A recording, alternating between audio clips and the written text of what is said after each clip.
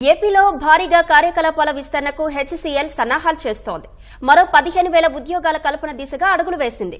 HCL ప్రతినిధులు ఈ మేరకు మంత్రి లోకేష్ ను కలిసి సుముఖత వ్యక్తం చేశారు.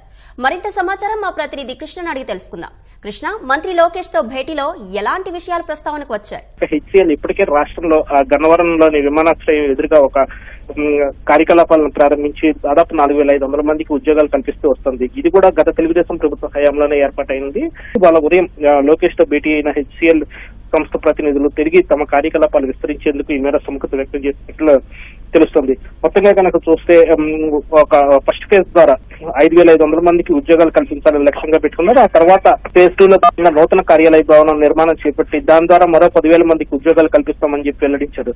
దీంతో మొత్తంగా చూస్తే కనుక ఈ 2 దశల్లో 15,500 ఉద్యోగాలు, అలాగే ఇప్పటికే కల్పిస్తున్న 4,500 ఉద్యోగాలతో కలిపి మొత్తంగా హెచ్సీఎల్ సంస్థ తమ సంస్థ ద్వారా రాష్ట్రంలో 20,000 మందికి ఉద్యోగాలు కల్పించేందుకు ఈ మీద సుముఖత అనేది వ్యక్తం చేస్తుంది.